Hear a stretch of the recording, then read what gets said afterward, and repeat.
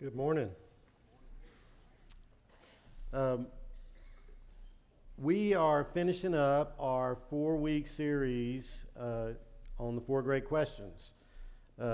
We've been, Cal took the first 2 weeks. I'm doing the last 2 weeks. I had a great time last week. For those of you that were able to make it out in the snow and ice, it was a cool spirit in the place. This has been a good series for me all the way around. The book that Cal and I are reading, called Heart and Mind by Alexander Shai, has been a challenging book, but it's been a good book for me to look at the 4 Gospels again, and to do this study, frankly, was a good for me to do personally, spiritually. Basically, these 4 questions are 4 paths. We talked about that last week. They're 4 paths that we negotiate throughout our lives, and we negotiate them over and over and over again. The first path was, how do we face change? We looked at that in the Gospel of Matthew. And there was a church, the Jewish people, their whole religion had changed dramatically. And then here was these people that were followers of Jesus, and they were going, man, this is completely different. And the whole Gospel of Matthew is dealing with that idea of how do we walk through a big change like this.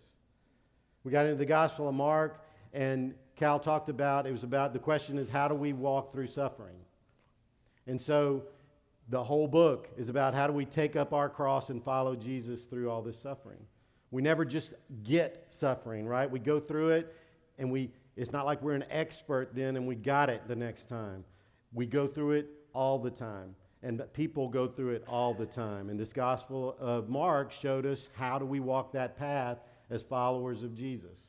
How do we walk the path of suffering? Last week, we talked about how do we receive joy. And we ended up, did anybody steal your joy this week? Did you get it back? I mean, because a lot of times we get in the way of our own joy. Sometimes we rob ourselves of it. And so last week, we talked about that. How do we receive joy? And the book of John is about an epiphany. It's about, wow, this changes everything. Because you see, the Word, God, became flesh and moved into the neighborhood, right? And that changes everything. And so that book was about that, and we dealt with that question. And today, we're going to be looking at the question of how do we mature in service? How do we take this compassion, this friend of sinners that we see in the life of Jesus and we see in the stories in this gospel, how do we take that and put it into practice in our lives every day? And then by doing that, we mature as followers of Jesus, as followers of the way of Jesus Christ.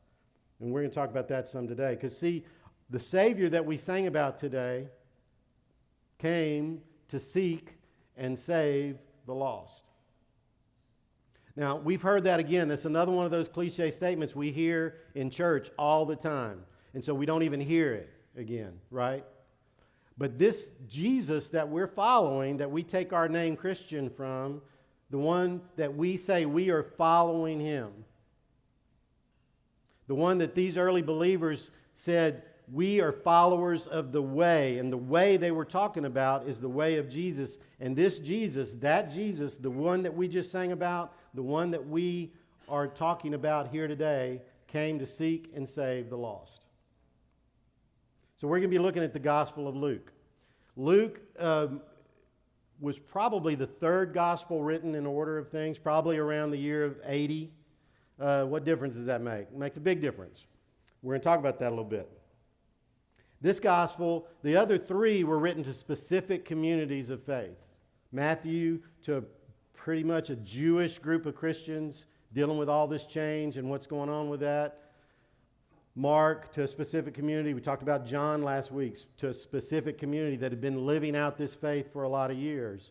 Luke was a physician that had spent a lot of time walking around with Paul, traveling around with Paul, ministering to all these places all over the Mediterranean. And Luke was written with the mindset that this is going to go out to a bunch of different communities, very diverse. And he wanted them to have an understanding of what it was like, what this following Jesus looked like.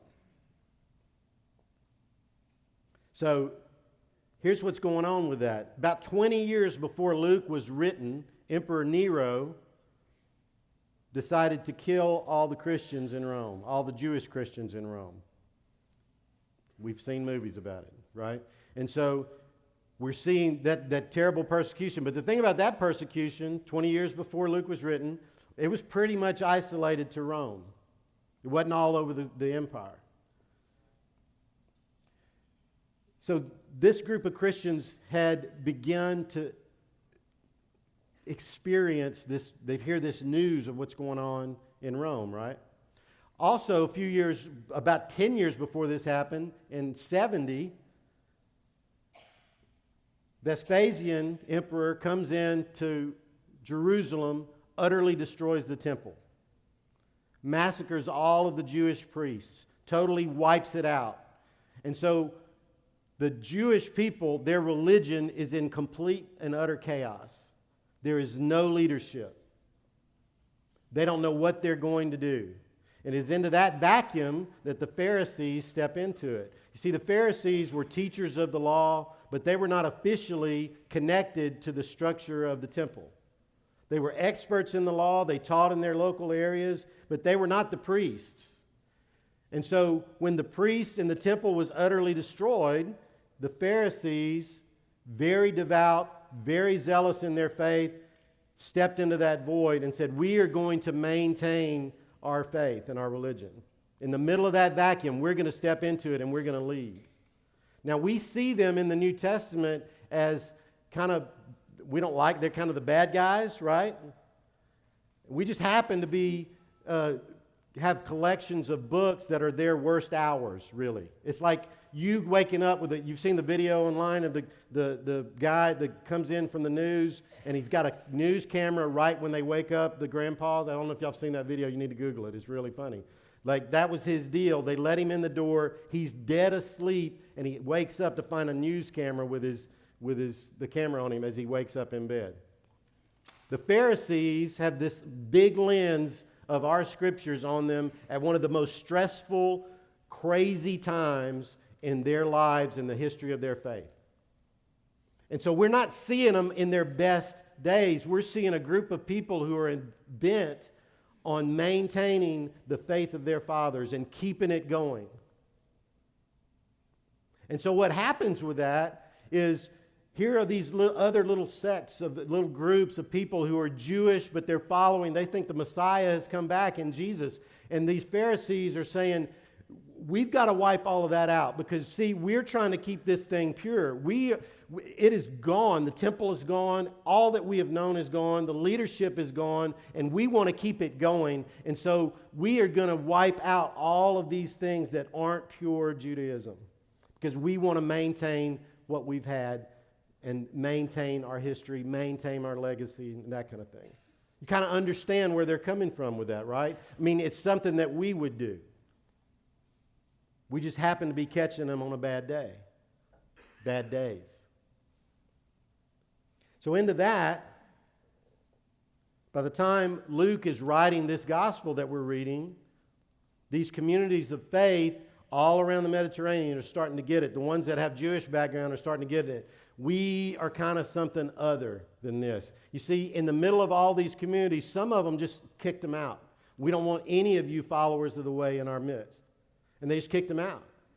Now, that sounds fine here at distance, but imagine a group of folks in this church and we're saying, we need you out of here because you believe this thing this way. Dividing families, dividing friends, people who had been in these communities all of their lives, and all of a sudden there's a sharp line and some of them are just kicked out. You can imagine the feelings that would feel, what that would feel like on either side of the line, right? It would be traumatic. It would be devastating. There would be some arrogance on each side about who's right and who's wrong. In the middle of that, some of these communities were just confused by all of it. And they're just sitting here going like, what is going on here? And in the middle of all of that, Luke writes this gospel.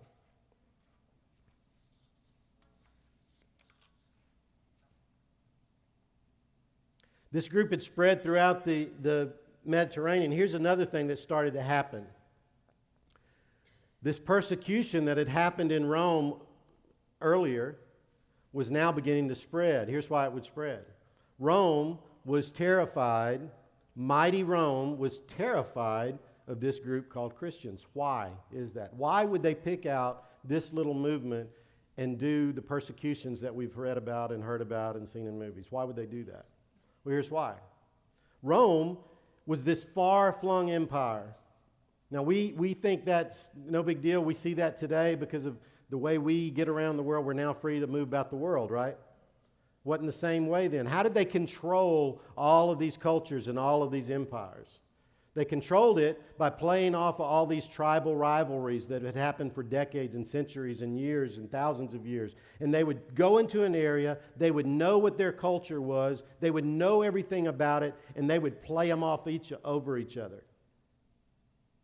And so a lot of folks would say, well, this peace under the Romans is better than all of this stuff were happening, and so it would keep it squelched down. Or they would be so busy fighting each other that they wouldn't fight the empire, and it was the way they were able to keep control out of all of these diverse empires. We see it more modern in the Balkans. I've traveled in the Balkans a lot, and you got all of these people, they all look alike, and you don't know why they hate each other as much as they do. Why do the Serbs hate the Albanians and the Croatians hate the Serbs? Why is that? Well, for hundreds and hundreds of years, the Austro-Hungarian Empire, way back in the day, kept that little group of Balkans all under its thumb by playing all those things off of each other. And so for thousands of years, they've been fighting each other. Communist Yugoslavia, that's the way they were able to keep it together. And when that was removed, war broke out, because there was nothing there to control it. That's what the Romans were doing in that culture in that time. And in the middle of that, this group of Christians come in, and they had the teachings of this guy that says there's no Jew nor Greek, there's no male nor female, there's no slave nor free. And totally wiping out all of these things that had happened for thousands of years, all of these rivalries and all of these things that were happening, this teacher and these people that follow his way are saying, all that doesn't matter. They were proclaiming a kingdom that was over and above all of that. And it terrified Rome. And they said, we've got to snuff this out if we're going to maintain the control of what we're doing. So that fear led to the increase of persecution for Christians.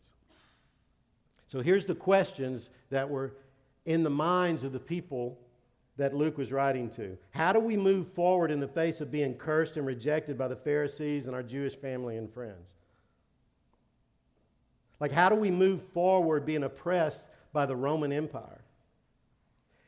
How do we deal with the hurts and resentments that threaten to poison our lives and divide our families because our communities have been severed by this line that is now drawn? Should we verbally dispute and defend ourselves in the face of all these hurts? Should we take up arms and fight? Should we hold to traditional practices that we've learned all our lives? Or did Christ tell us to develop some new practices? And if Christ told us to develop new practices, what does that look like in our everyday lives in the middle of all this stuff that we are encountering? And so Luke is talking about those kind of questions. Frankly, reading those questions reminds me of some of the stuff, not to the extent that they dealt with it, that we deal with today. Politics divides families. Everybody just came back from Christmas traveling. We had some on one side, some on the other side, and we had all this stuff happening. We see these kind of things happen in our lives all the time. The very questions that they're asking, we're asking. And Luke is addressing these questions. In the book of Luke is the only place in the Scriptures where we find the story of the Good Samaritan and the prodigal son.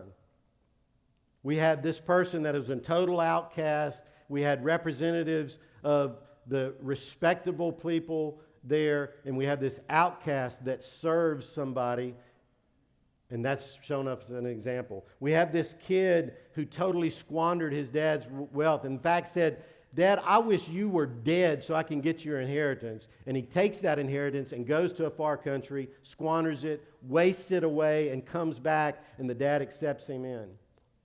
These are the kind of stories we're hearing in Luke. And he's talking about how do we practice this way of Jesus in the midst of this kind of stuff, right?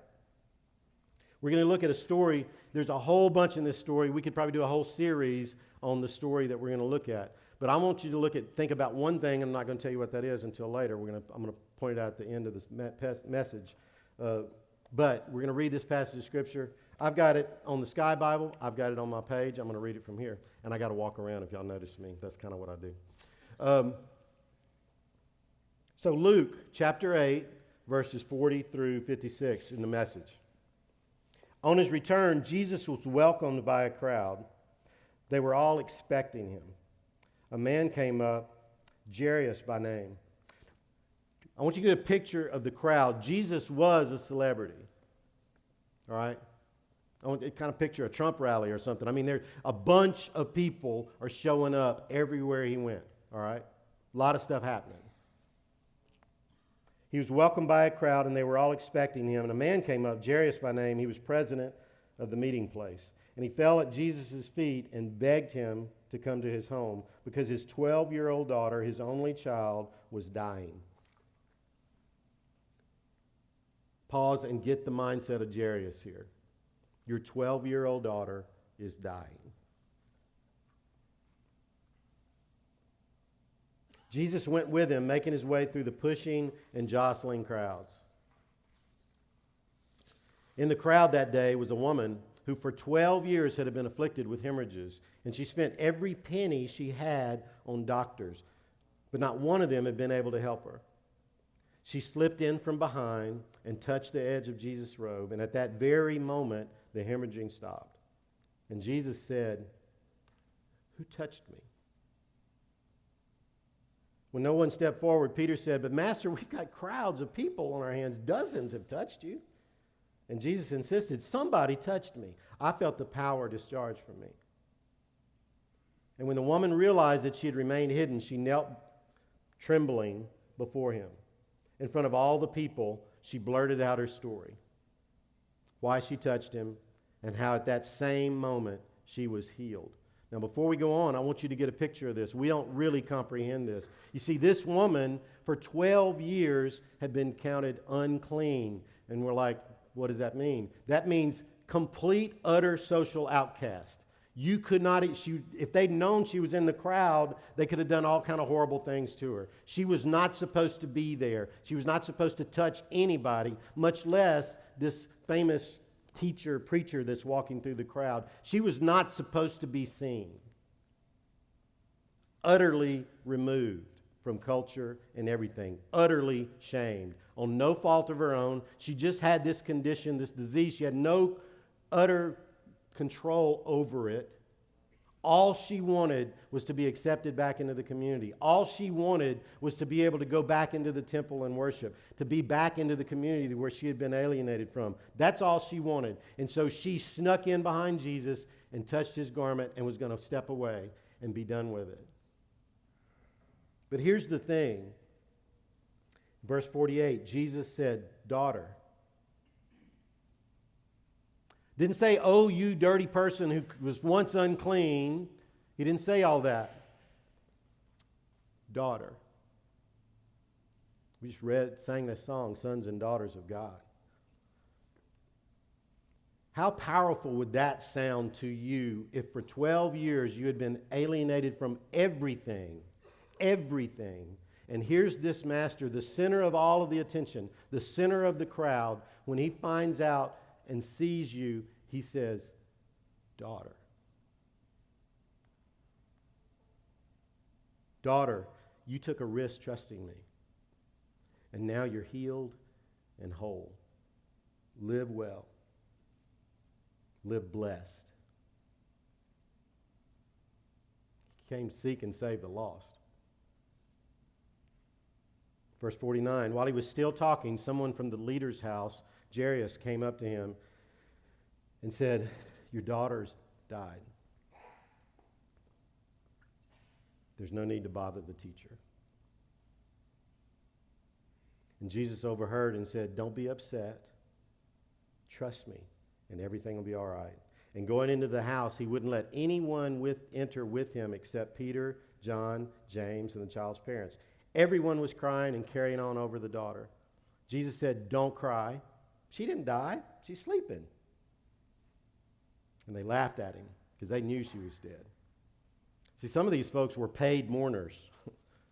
They were there to make a scene for this whole thing. That was what they were supposed to do. They did this all the time, right? And then they knew this girl was dead. They knew it. And so who's this guy coming in saying she's asleep? We kind of know what we're doing. So Jesus went into the room. Jesus gripped her hand and called, "My dear child, get up." And she was up in an instant, up and breathing again. And he told them to give her something to eat. And her parents were ecstatic. But Jesus warned them to keep quiet. Don't tell a soul what happened in this room. That's always an interesting statement. You see, he could have come out and said, "Told you?" And all those folks that were doubting or whatever would have seen it, right? But he told them, what did he say before he went in? She's just sleeping. And he left the room for them to think, well, maybe we were wrong. She may have been just sleeping. Jesus was not trying to say, look what I did here in this situation. He was focused on this family. He was focused on this group. And he didn't want them thinking, well, what magic did he do? He raised her from the dead. The whole crowd's there. That wasn't his purpose in that situation. His purpose in that situation was to touch that girl and raise her and touch that family. And it was nothing else but that. That's what it was about. And he wanted them, all the ones that didn't see what happened, all the ones that are out in the room, to think they had enough doubt to say, maybe she was just sleeping. I think it's interesting. The thing I wanted us to think about in this passage, there's a lot going on here, there's a lot that's good. But here's the thing. There was a huge crowd of folks that Jesus was surrounded by. Here's this important guy that says, my daughter is dying. And in the middle of that, Jesus was interrupted by a social outcast. In the middle of going to do something very important, in the middle of all of the vision of all of these people, in the middle of all of that, Jesus was interrupted. What do you do when you're interrupted?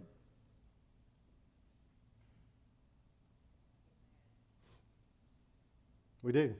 We get mad. Think about the last time you were interrupted doing something important. What did you do? I want you to get that in your mind. And I want you to think about what Jesus did. And I don't want you to think, oh, well, that was Jesus. You know, I'm not Jesus, you know, but I'm a follower of the way of Jesus. I'm reading in this book that's trying to instruct us on how do we mature in service. How do we mature as followers of this Jesus? And this is what Jesus does when he's interrupted. And guess what? There's examples all over this book and in the rest of the New Testament of it. Luke 5, there's a paraplegic that couldn't get in because the house was crammed packed. He's in the house of this important person, and they couldn't get him. His friends loved him. They know this guy can heal him, but they can't get to him. And what do? They go up on the roof. They open the roof up, and they drop him down in the middle of this room. Jesus is doing something really important. Lots of people watching him. He's got a ministry to get kicked off. He's got stuff to do. And he got interrupted by some dudes tearing the roof off a building, dropping a guy down in front of him. And what did Jesus do? He healed him. He was interrupted, sort of rudely, taking the roof off. And he healed him. Luke 13, there was a woman that he was teaching, not unlike, a lot better than this, I guess. I'm not trying to put that on me. He was teaching in front of a group of people, and he sees a woman over here that was bent over from arthritis, and he stops and he heals her. At one point, he's eating with a bunch of religious leaders, and he asks them a question, is it legal to heal on the Sabbath? And then he heals a man with swollen joints, and they get all the religious folks, again, from last week. They're looking through blinders about how things are supposed to be, and Jesus looks right through it and sees over there where this woman was, and he heals her. There was a blind man on the side of the road in Luke 18, and Jesus again in a big crowd, and he's on his way to Jerusalem, and all this stuff is happening, and the blind man screaming at him over here, Jesus, have mercy on me. And what does Jesus do? Like, he sees this homeless guy on the side of the road and does what we do, right? We just keep driving by. No, he stopped.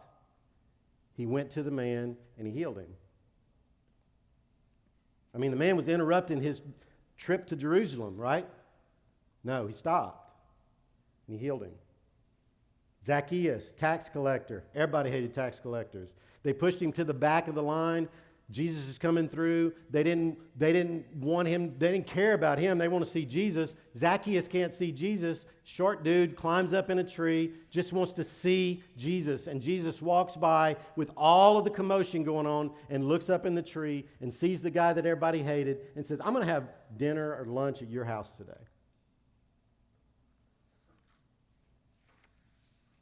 I could go on. Rich people giving money in the temple, making lots of noise. The poor woman with nothing comes over and drops in a coin. Jesus noticed it. Last week, they're running out of wine at a wedding. God knows they didn't need more wine. They drank 7 days of wine in 3 days. They don't need more wine. And Jesus stepped into that situation and took care of it. What do you do when you're interrupted?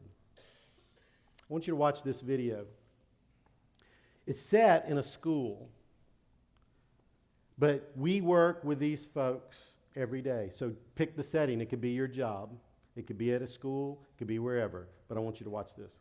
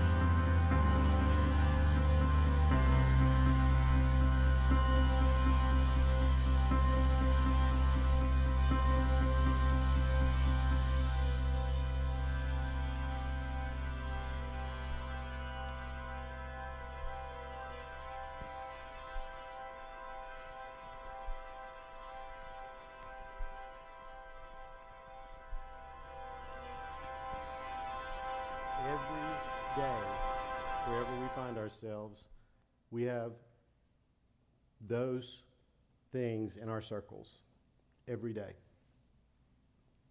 I put a card on your chair. Actually, Amberly did and some others, so I appreciate that, Amberly.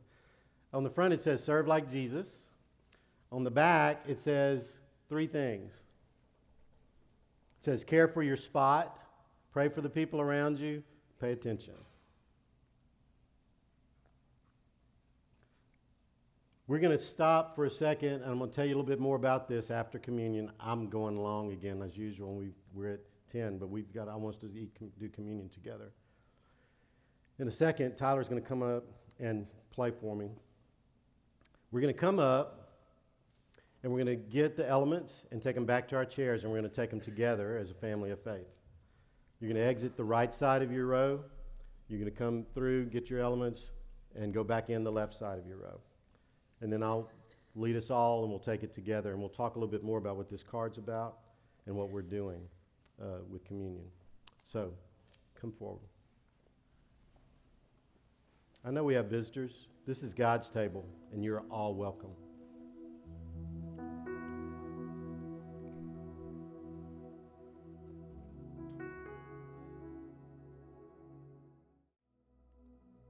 We practice this all the time. There's a word it's a word sacrament. It refers to an outward act that's a symbol of an inward divine spark, an inward something happening, inward grace that we've received. And we do this all the time. I read this quote from Bracken Long. It says this: "He is present in his body, the church. This is why we live an incarnational faith. It's why we seek Jesus not only in the words that we say, but in the sacramental life we share.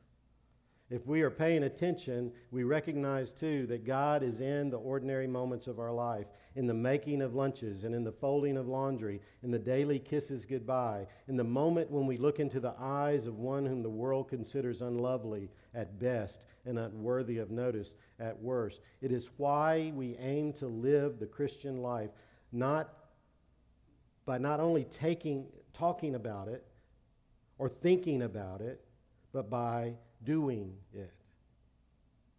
It's why our prayers are not only those of the heart, but they are those of our hands and our feet. See, our lives are sacraments as well. They're symbols of an inner divine spark that's living in us. And we're going to take this sacrament today, but we're also going to walk out of this place and live it. In just a second, we're going to do this. But these little cards I gave you are a reminder for us to live sacramental lives as we leave this place. I gave them all to you. I got plenty more. If you got some that you want to give to some friends, I want you to take them. Fly's got his on the dash. If you check on Facebook page, facebook.com/Kings Cross Tullahoma, there's an image, and it'll save on your phone. All the cool people are putting it on their phones like this. I just want you to know. If you have a flip phone that doesn't work, you could tape the card to it and it'll be almost the same, right? So, and every time I open up my phone, I'm seeing this stuff. Care about your spot, pray for the people around you, and pay attention. The youth talked about this back in the fall. You can do it. If you need help with it, we can help, and you can help you on the flip phone. Here's the thing. We did this last fall. What is your spot? We say all the time up here as a promotion for a program of small groups, we say we're better in circles than in rows. And we want all of you to be a part of a small group. But the fact of it is, we are all a part of certain circles, every one of us. Whether it's an official program or not, we have a circle that we walk in all the time. A lot of times we're always trying to get to the next circle, the next job. Middle schoolers want to get to high school. High schoolers want to get to college. College folks want to graduate and get a job. We always want the next better job. We want to move to the next neighborhood. But this instructs us this: care about your spot, where you are today. Care about it. Pray for the people around you. Don't do it in a big public way. I don't even want them to know you're praying for them. I don't want them to know. I don't want you to go up to them and say, I'm praying for you. I don't even want you to do that. I just want you to pray for them. Pray for the people around you. And then pay attention. Every story we talked about in the scriptures today was Jesus aware of the people in his circle. And that's what I'm asking us to do as a church. Care about your spot, pray for those folks around you, and just pay attention. I guarantee you're going to have an opportunity to live out that sacramental life that God has given us. 1 Corinthians 11, verses 24 through 26 say this. Let me go over with you again exactly what goes on in the Lord's Supper and why it's so centrally important. I received my instructions from the Master himself and passed them on to you. The Master, Jesus, on the night of his betrayal, took bread, and having given thanks, he broke it and said, "This is my body, broken for you. Do this in remembrance of me."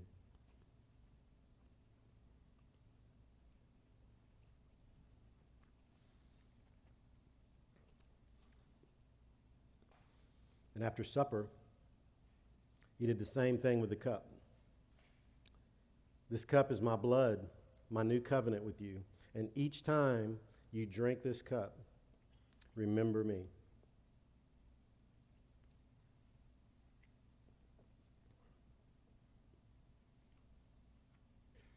What you must realize every time you eat this bread and every time you drink this cup, you reenact the words and actions of the death of the Master. You'll be drawn back to this meal again and again until the Master returns. We're past time, about 10 minutes. Take your card. If you want more, we'll get them to you. We got plenty. Hand them out to some folks. If you got a circle that you want them to be doing this to, take them, do it. Send them to the Facebook page, download it. If you don't know how to do that, text me, call me, come by the office. I'll put it on your phone. I want to see what happens when we go out into our circles and we live this life. Let's pray. God, I thank you for this church, for the opportunity to be a part of this circle. Help me never to be smug in that. And help me never to just be comfortable with this circle. Open my eyes to the circles I walk in every day. Every day, people that are sitting with us here, people that are outside these doors are dealing with the same things that we saw in that video. All of us are dealing with those kind of things all the time. And God, we see from your example, this example you gave us, we just need to pay attention. We just need to step into those situations that you give us. Not in an obtrusive way, not in a crazy way, not in a way that puts anybody on the spot. Just simply stepping into that situation with your love and your grace. Allow our lives to be a sacrament, our lives to be outward manifestations of this inward reality that we have in you as sons and daughters of God. Bless this day. Bless each person here. We pray this in Christ's name. Amen. Go and have a great day.